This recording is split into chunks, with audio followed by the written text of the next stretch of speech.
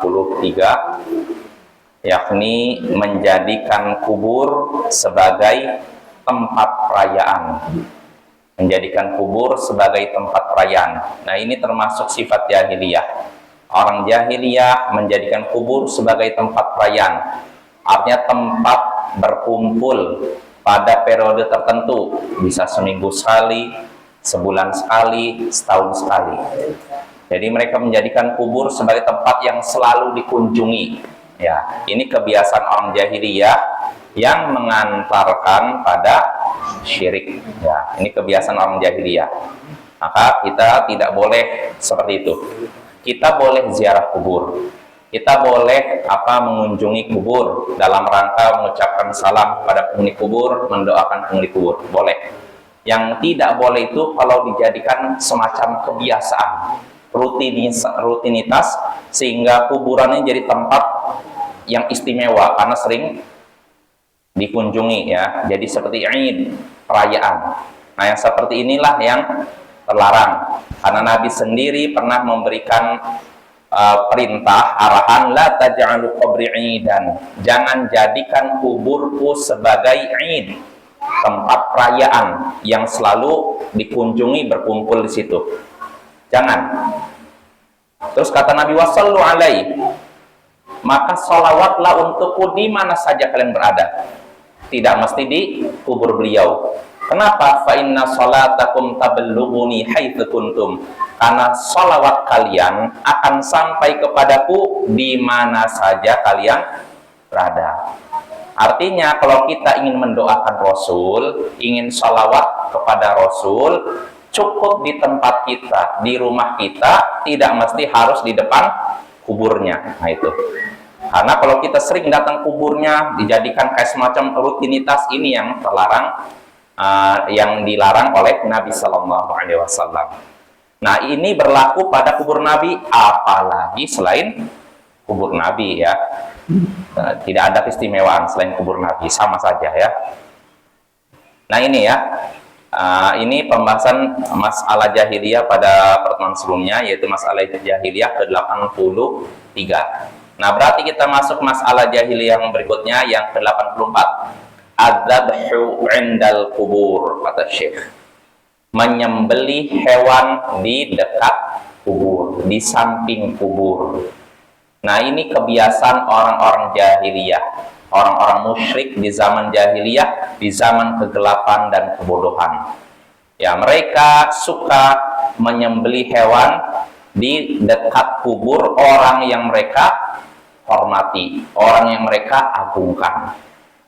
Untuk siapa nyembelihnya? Ya untuk itu, menghuni kubur. Nah, inilah yang namanya syirik, ya. Kita baca keterangan dari Syekh Shalih Al-Fauzan terkait masalah jahiliyah ke-84 ini. Kata Syekh di sini, qala Allah Ta'ala fasalli li rabbika wanhar.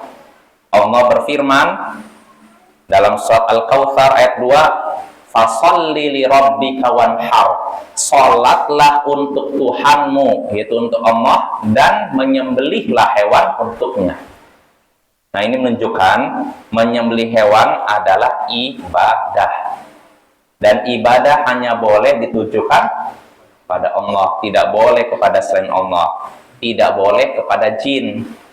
Kalau kita menempati rumah baru, menyembelih ayam, darahnya dikucurkan di pojokan rumah, ini nyembelih untuk jin. Yang seperti ini terlarang. Dan begitu juga ketika misalkan proyek-proyek tertentu, proyek jalan, proyek jembatan, di sebagian tempat harus menyembelih ayam, darahnya dikucurkan di tempat tersebut. Nah, ini juga termasuk menyembelih untuk selain Allah, dan itu merupakan perkara yang dilarang, syirik, dosa besar. Nah, ini ayat pertama. Lalu Syekh menyebutkan ayat kedua, wa qala ta'ala, dan Allah berfirman, millata Ibrahim hanifa wa ma kana minal musyrikin. Agama Ibrahim yang lurus, dan Ibrahim ini bukanlah orang termasuk orang-orang musyrik. Qul inna salati wa nusuki wa mahyaya wa mamati lillahi rabbil alamin.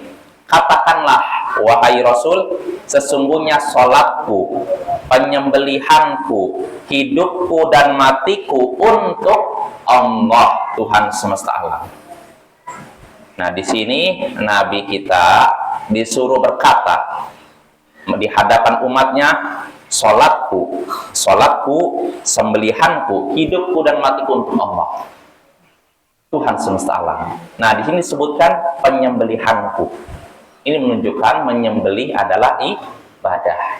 Nah, makanya kata Syekh di sini, fadzabhu ibadatun lillah. Menyembelih adalah ibadah kepada Allah yang disebutkan dalam ayat tadi. Kalau memang menyembelih hewan itu adalah ibadah, berarti hanya boleh tujukan kepada Allah, tidak boleh kepada jin, ya. Karena jin adalah hamba Allah. Untuk apa kita takut kepada jin? Jin sama seperti kita. Bedanya, jin bisa melihat kita, kita tidak bisa melihat jin, begitu aja. Maka untuk apa kita takut sama jin, ya? Nggak boleh kita takut sama jin, karena jin sama seperti kita. Keumuman kita ini takut kepada jin karena pengaruh film, ya, film horor yang bikin kita penakut, atau didikan salah dari orang tua kita. Orang tua kita kadang ingin menakut-nakuti kita supaya kita taat. Ditakuti dengan apa? Kalau kamu ini macam-macam, nanti di luar ada kuntilanak, nanti ada genderuwo, ada apa, sehingga akhirnya takut, ya kan? Ini kebiasaan, karena saya ngalami juga. Jadi kalau bandel sedikit diancam, nanti ada kalong wewe, istilahnya kalau di daerah ini, daerah Jawa Barat, ya, ada, ya kalau sebagai daerah kuntilanak, genderuwo dan semacamnya. Intinya itu didikan yang salah. Tidak boleh kita menakuti anak dengan nyebut jin dan semacamnya. Karena apa? Jin adalah hamba Allah, sama seperti kita. Kalau memang posisinya sama seperti kita, untuk apa kita takut kepadanya? Bahkan seorang ulama tabi'in sampai berkata, sebenarnya jin lebih takut kepada kita daripada kita takut kepadanya. Cuma ya, perbedaannya apa? Jin bisa melihat kita, kita tidak bisa melihat jin, itu aja. Tapi sebenarnya sama, posisinya sama seperti kita, nggak boleh kita melebihkannya, ya. Kalau takut kepada harimau, wajar tidak? Wajar, jelas-jelas membahayakan. Takut kepada ular, wajar tidak? Kalau takut kepada jin, tidak wajar. Karena jin, kenapa? Memang jin membahayakan? Tidak, kecuali kalau kita menzalimi jin mungkin. Seperti sebagian orang kadang karena sombong, mana itu jin, mana jin? Nantang jin, malam harinya langsung lihat tangan terbang. Ada orang seperti itu, jadi stres akhirnya. Karena dia sombong, menantang, mana jin, saya tidak takut jin. Akhirnya benar, malamnya diganggu oleh jin. Maka kita tidak boleh takut kepada jin, dan tidak boleh juga sombong kepada jin. Tetap itu hamba Allah, kita anggap biasa saja. Gak usah kita takut, nggak usah kita sombong, biasa. Karena kalau kita takut pada jin, jin justru makin senang mengganggu kita, ya. Nah, tapi kalau kita sombong, sama juga, jin pun kesal. Ya sama gini, Bapak. Kalau kita lewat, ada orang lewat, atau gini lah, preman lagi duduk, lalu ada orang lewat, kayaknya ketakutan. Kira-kira apa reaksi preman ini? Nah, sini, kamu ada apa? Kok ketakutan? Nah, berarti kan orang ini bisa diteror, kan? Nah, begitu juga kalau preman lagi duduk, lalu lewat ada orang tanggang tenteng, lewat gitu, seakan-akan nantang. Apa reaksi si preman? Tarik juga kan, kamu ngapain? Nah, tapi kalau kita lewat biasa aja, tidak menampakkan ketakutan, tidak menampakkan kesombongan biasa, insya Allah nggak diapa-apakan. Ini biasanya terjadi di inilah, kalau kita melewati ya jenis preman dan semacamnya, karena pengalaman sebagian ada kerabat begitu. Jadi dia punya teman, ada dua jenis, ada 3 teman dia. Yang satu penakut, yang satu sombong, yang satu biasa aja. Jadi teman yang penakut pertama lewat anak-anak tongkrongan di Jakarta. Biasa anak tongkrongan gitu kan sering malak orang lewat dipalak, dimintain uang gitu kan. Yang pertama penakut, temannya penakut, ngelewatin tongkrongan itu udah nampak mukanya kayak pucat gimana. Apa yang terjadi? Ditarik. Mana uang? Kena dia. Orang kedua enggak penakut, pemberani, tapi menampakkan keberaniannya, kesombongannya gitu. lewat anak tongkrongan, nampakan jalannya kayak gini. Apa yang terjadi? Dipegang juga, dimintain uang. Nah, yang ketiga, ngelewati anak tongkrongan ini biasa aja, tidak takut, tidak menampakkan keberanian, biasa aja, aman. Nah, begitu pula sikap kita kepada jin. Nah, sebenarnya jin sama seperti manusia. Sebagaimana manusia tidak senang melihat orang penakut, begitu juga jin. Sebagaimana manusia tidak senang melihat orang yang sombong, begitu juga jin. Ya, maka sikap kita kepada jin biasa saja ya. Jangan menampakkan kesombongan, dan jangan menampakkan penakut ya, takut.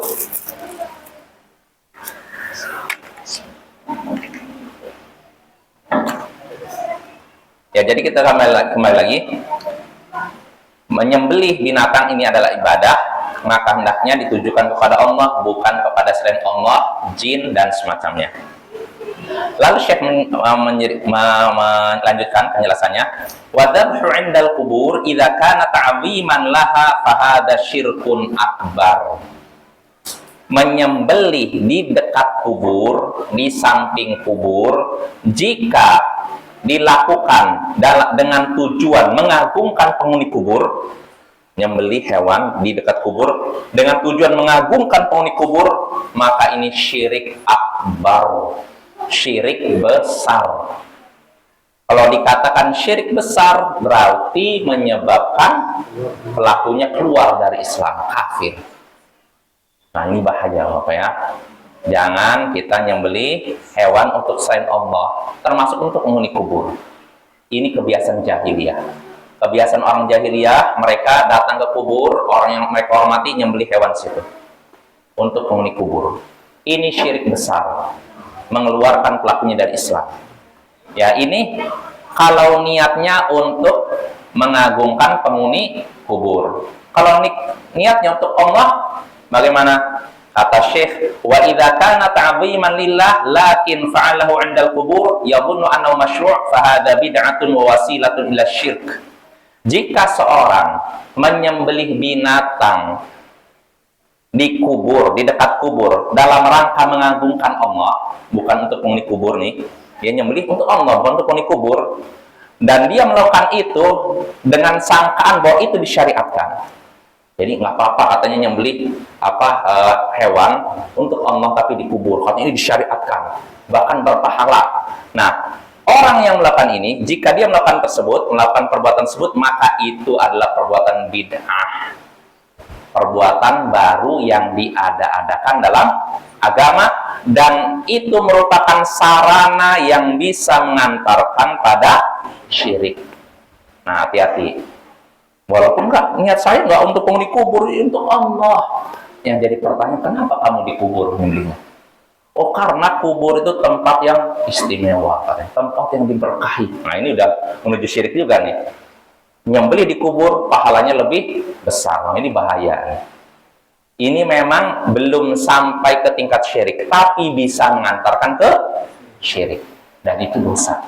Nggak boleh kita nyembelih hewan di kubur. Apa bedanya kubur dengan selain kubur? Sama saja.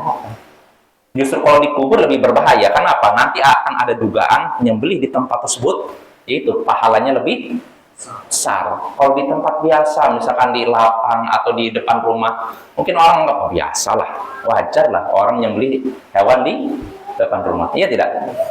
Nggak ada dugaan macam-macam kan? Misalkan saya punya ayam nih, lalu saya sembelih di depan rumah saya. Kira-kira ada dugaan macam-macam tidak dari orang yang lewat? Biasa kan, wajar lah dia nyembelih ayam untuk dimakan, wajar.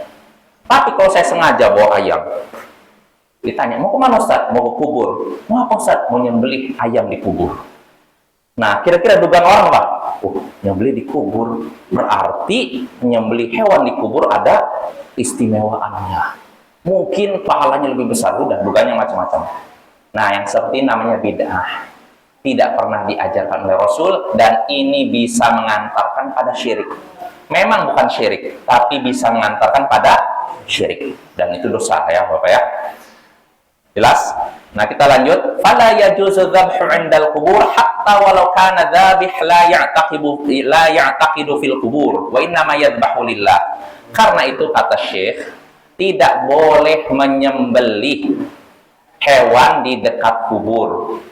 Walaupun orang yang menyembelih tidak punya keyakinan tertentu pada penghuni kubur.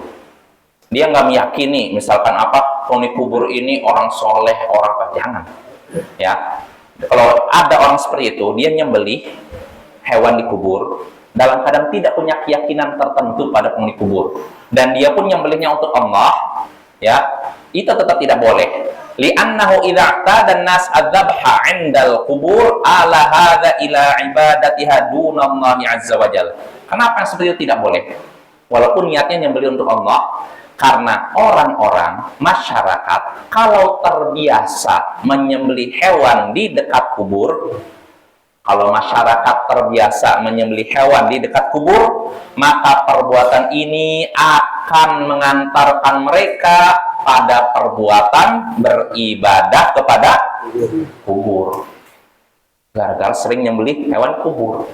Karena masyarakat ini kan makin jauh dari zaman Nabi, makin jauh mereka dari ilmu. Iya tidak? Iya, ini mah bahaya. Makanya jangan dibiasakan seperti ini. Nanti bisa mengantarkan pada syirik ya. Tadinya nggak ada niatan beribadah pada penghuni kubur, tapi karena kebodohan merajalela, akhirnya masyarakat menduga, oh orang ini menyembelih hewan karena penghuni kubur orang istimewa. Dia menyembelih hewan ini ditujukan untuk penghuni kubur. Terjatuhlah orang ini pada syirik besar. Keluarlah dia dari Islam. Kafirlah ia, bukan lagi muslim. Maka hati-hati. Jangan kita sekali-kali menyembelih hewan untuk penghuni kubur. Lalu kata Syekh di sini, wa kadzalika dzabhu lil jin littiqai syarrihim aw lil ilaj, fa hadza syirkun billah. Nah, ini bawaannya. Berikutnya lagi nih, kata Syekh, demikian pula menyembelih hewan untuk jin dalam rangka melindungi diri dari kejahatan mereka atau untuk pengobatan, ini juga syirik menyekutukan Allah. Nah, ini yang paling banyak terjadi di mana-mana nih. Hati-hati, ini syirik besar, mengeluarkan pelakunya dari Islam. Hati-hati. Dia nyembeli ayam mungkin supaya pengobatan. Apa hubungannya nyembeli ayam dengan pengobatan? Kalau nyembeli ayamnya lalu dipotong-potong, digoreng, dimakan, mungkin nyambung. Ya tidak? Pengobatan apa ini? Lapar. Kalau lapar, dipotong-potong, digoreng, dimakan, hilang laparnya kan? Wajar. Tapi kalau nyembeli ayam katanya untuk pengobatan, lalu ayamnya dibiarkan, apa hubungannya? Yang mati dia, yang sakit kita, nggak nyambung. Ini namanya syirik. Untuk pengobatan atau untuk melindungi dari kejahatan jin. Yang untuk melindungi dari kejahatan jin biasanya nyembeli ayam lalu darahnya dikucurkan di pojokan rumah. Ini yang sering terjadi. Atau di bangunan tertentu, jembatan-jembatan. Ini parah Bapak. Yang lebih parah lagi, kalau nyembelih ayam lalu darahnya dikucurkan untuk jin, ini syirik. Pertanyaannya, kalau yang disembelih manusia, lebih parah lagi. Zaman dulu kan kayak gitu kan, istilahnya apa? Tumbal. Na'udzubillah min dzalik. Sudah menghilangkan nyawa manusia yang nggak bersalah. Kedua, melakukan syirik, menyekutukan Allah. Ini dosanya 2 kali lipat. Nah, ini bahaya Bapak ya. Dan yang seperti ini bisa jadi ada di zaman sekarang. Ada tidak? Mungkin ada, saya yakin ya.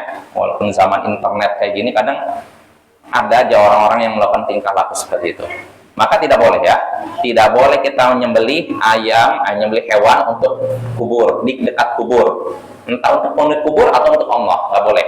Kalau untuk penghuni kubur ini syirik besar, mengeluarkan pelakunya dari Islam. Tapi kalau nyembelihnya ayamnya di dekat kubur untuk Allah, ini bukan syirik, tapi bid'ah, dosa besar yang bisa mengantarkan pada syirik. Nah, begitu juga tidak boleh menyembelih ayam untuk jin, menyembelih hewan untuk jin untuk melindungi diri dari kejahatan mereka atau untuk pengobatan. Ini juga syirik ya, menyekutukan Allah. Nah, lalu kata Syekh di sini, amma dzabhu lil akli aw dzabhu lil ikrami dhaifin wa yudhkaru alaihi ismullah fa hadza la ba's li'annahu minal 'adati la minal ibadat. Adapun menyembelih hewan untuk dimakan, ya, atau menyembelih hewan untuk memuliakan tamu, tamu datang, sembelih, dipotong-potong, digoreng, lalu disajikan, dan dibacakan nama Allah. Jadi ketika disembelih, baca Bismillah, maka yang seperti ini tidak mengapa, ya, karena itu termasuk adat, bukan ibadat. Nah itu bisa dibedakan ya. Bedanya begini, kalau kata Syekh Muhammad bin Shalih Al-Utsaimin, bedanya menyembelih untuk ibadah dengan masalah adat. Misalkan datang seorang raja di hadapan kita, lalu kita nyembelih kambing atau ayam, sembelih lalu ditinggalkan begitu. Berarti ini ibadah, nyembelihnya untuk apa? Ibadah. Ini syirik. Tapi kalau datang seorang raja lalu kita nyembelih, kemudian dipotong-potong, dikasih bumbu, dimasak, disajikan, namanya apa? Adat. Dan itu perbuatan yang diperbolehkan dan dianjurkan. Jelas ya?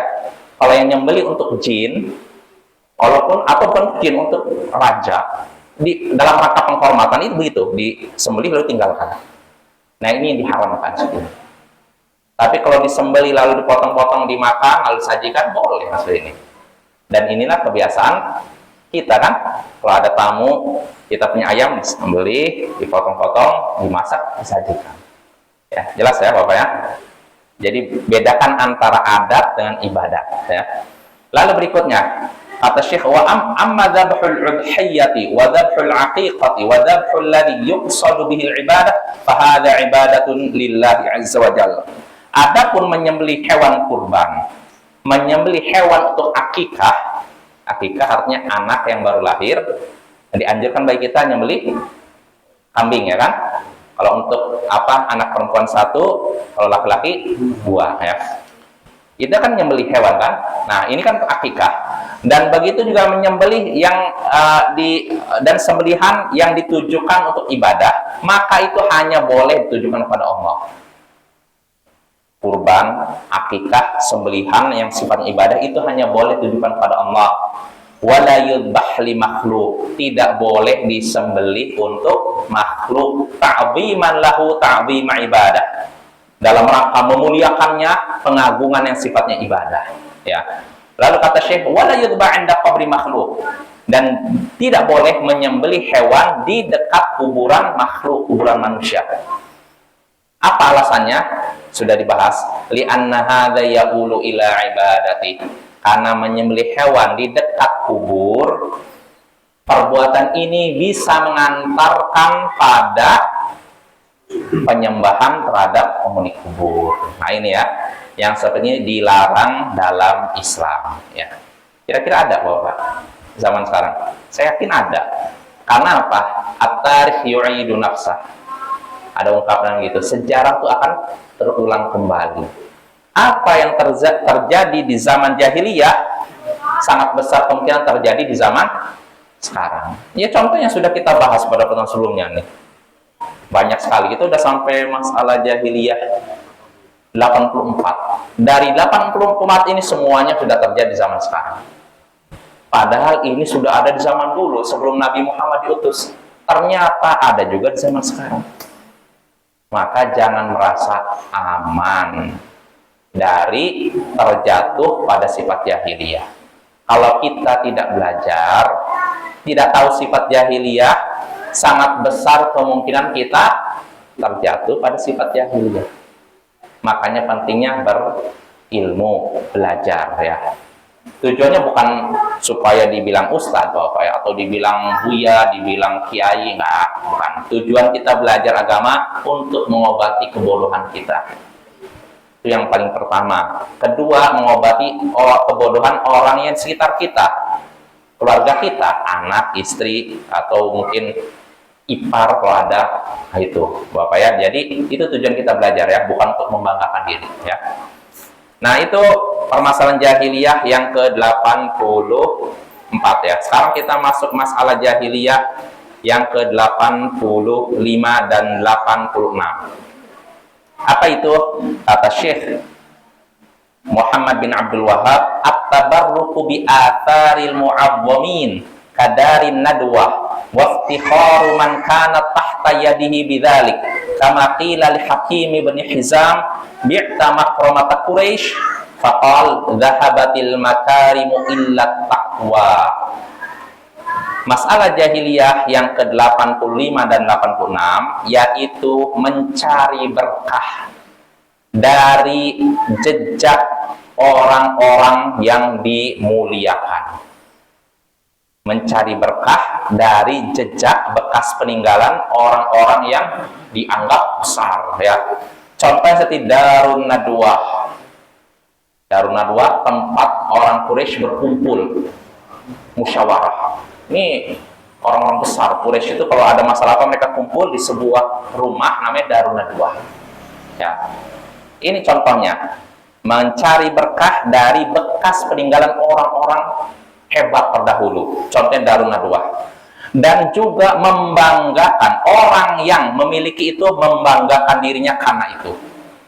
Jadi orang yang punya bekas apa mungkin peninggalan istilahnya apa sih, apa ya aslinya sih itulah, mungkin ini dulu sepatunya siapa, sepatunya jenderal apa, saya simpan ini berkah, dia membanggakan diri saya punya sepatunya ini. Nah itu, ini jahiliyah juga ya, membanggakan seperti itu termasuk jahiliyah. Kata Syekh, sebagaimana dikatakan kepada Hakim bin Hizam, seorang Quraisy, ya sahabat Nabi, orang Quraisy, bi'ta makramata Quraisy, engkau menjual kemuliaan, lambang kemuliaan Quraisy, yaitu Darun Nadwah. Jadi nanti akan kita bahas apa Darun Nadwah ini kan milik apa tempat orang Quraisy berkumpul. Ini mamanya istilahnya situ, kumpul. Kalau ada masalah apa mereka kumpul. Artinya itu tempat bersejarah, ya tidak? Di zaman setelah Nabi Muhammad diutus itu masih tetap sampai akhirnya di zaman Muawiyah nanti dibeli, dijual, jadi nggak lagi jadi tempat bersejarah, udah dilupakan. Nah, rupanya Hakim bin Hizam yang menjual Darun Nadwah itu dicela oleh orang Quraisy. Karena apa? Orang Quraisy juga sebagian masih punya apa ya, fanatik kepada leluhur kita ini, kita sebut terhormat. Kata orang Quraisy, kamu menjual lambang kemuliaan Quraisy. Quraisy itu dulu punya kebanggaan, ini ada Darun Nadwah, tempat ini mama kumpul di sini. Kamu malah jual. Namun apa jawaban Hakim bin Hizam?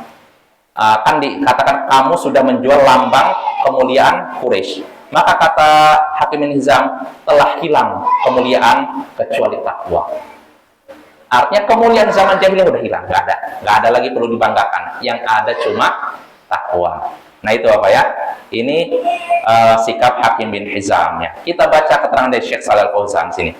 Kata Syekh sini, ta'zimu atharil mu'azzamin minal ulama au minal muluk au minar ru'asa bi an tuhya hadhil athar wa turammam wa tusan fa hadzal amalu wasilatun min wasail syirk wa hadza min dinil jahiliyah. Mengagungkan jejak orang-orang hebat, orang-orang besar dari kalangan ulama, raja atau pemimpin dengan dihidupkan jejak mereka, direnovasi, dilindungi, ini merupakan perbuatan ini merupakan sarana menuju syirik. Dan ini merupakan ajaran orang-orang jahiliyah. Jelas apa ya? Mengagungkan jejak orang-orang yang diagungkan. Siapa saja? Ulama, raja, ru'asa, para pemimpin. Dulu raja ini begini, oh kita hidupkan jejaknya. Dulu dia pernah singgah di sini, dibikin kayak apa? Dijaga ini tempat dia duduk di sini. Direnovasi bangunannya, lalu dijaga, dijadikan cagar apalah gitu. Nah, perbuatan ini merupakan sarana yang bisa mengantarkan pada syirik. Dan ini kebiasaan jahiliyah. Maka Bapak, nggak perlu kita istilahnya apa ya, bekas orang-orang terdahulu yang mungkin dianggap hebat, kita dijadikan apa kayak semacam museum. Ya. Itu bisa mengantarkan pada syirik. Termasuk ulama, apalagi ulama. Loh Ustaz, tapi itu ada seorang syekh, katanya rumahnya dijadikan kayak museum, penanya, ya itu kan perbuatan orang yang nggak ngerti agama. Kalau yang ngerti agama nggak dibikin gitu. Karena yang seperti ini ujung-ujungnya ketika kebodohan merajalela akan mengantarkan pada apa? Syirik. Pertama mungkin, kenapa Syekh ini rumahnya dulu, tempat tinggal dulu dijadikan kayak museum? Di situ ada pakaian dia dulu ketika dia ngajar. Di sini ada tempat alat tulisnya, itu ada tempat duduknya. Pertama mungkin orang yang kesini, oh iya ya, Syekh ini jasanya besar begini. Pertama gitu Bapak ya. Tapi setan kan tidak tinggal diam. Generasi pertama yang menyaksikan pembuatan museum itu mungkin anggap bagus untuk mengenang. Tapi generasi berikutnya, ketika kebodohan sudah menambah, sudah makin jauh dari ilmu, mereka beranggapan ini bekas rumah ulama ini sengaja dijadikan museum karena di situ mengandung berkah. Berarti bagus kalau kita cari berkah di situ. Nah ini udah mulai mengantarkan pada perbuatan yang lebih parah lagi. Nah ini generasi kedua. Nanti generasi ketiga makin jauh dari ilmu, kebodohan makin merajalela. Nanti mereka menganggap bukan cuma berkah. Kalau kita minta-minta di situ, lebih mudah dikabulkan oleh Allah. Udah, mulailah situ pintu menuju syirik sudah terbuka lebar. Makanya kebiasaan seperti ini nggak ada dalam Islam. Kalau dari kalangan orang-orang kafir, Romawi, Persia mungkin. Tapi kalau Islam tidak. Jadi Bapak jangan sampai kita membenturkan ini dengan perbuatan sebagian orang yang ya pokoknya ada rumahnya ulama lalu dijadikan kayak apa? Kayak museum gitu, nggak jadi dalil itu Bapak ya. Bukan dalil itu Bapak ya. Nggak boleh seperti itu ya. Pokoknya mau ulama, mau raja, nggak usah seperti itu. Karena itu sarana menuju syirik. Ya. Memang kalau zaman sekarang belum nampak. Nanti generasi berikutnya.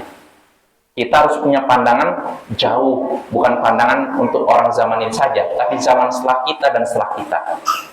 Jelas ya? Nggak boleh yang seperti itu. Itu bisa mengantarkan pada syirik.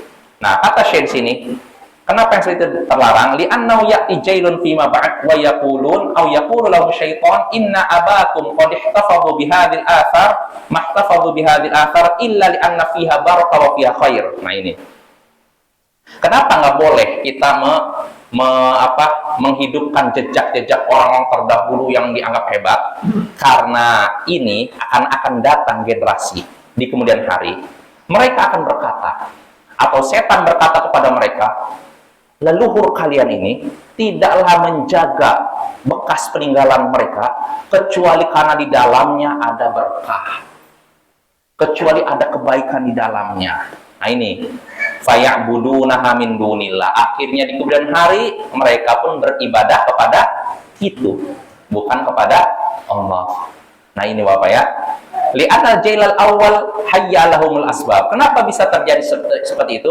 Karena generasi pertama sudah menyediakan sebab yang mengarahkan menuju syirik. Yang generasi kedua tinggal lanjutkan aja. Ya tidak? Nah, tapi kalau generasi pertama nutup pintu menuju itu, generasi kedua tidak akan melakukannya.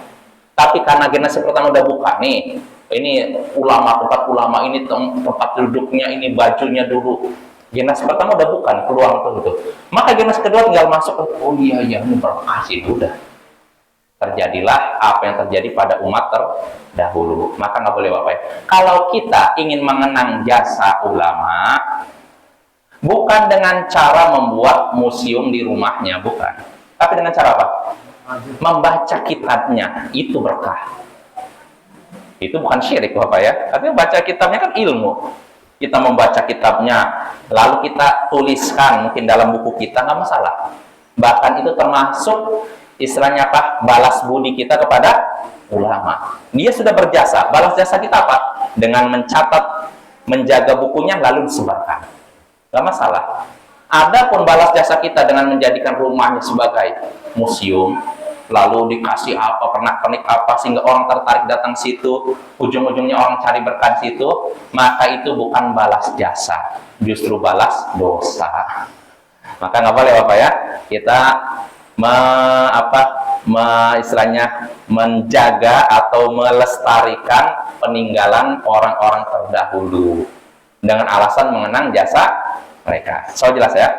Insya Allah pembahasan ini akan kita bahas lanjut pada pertemuan berikutnya.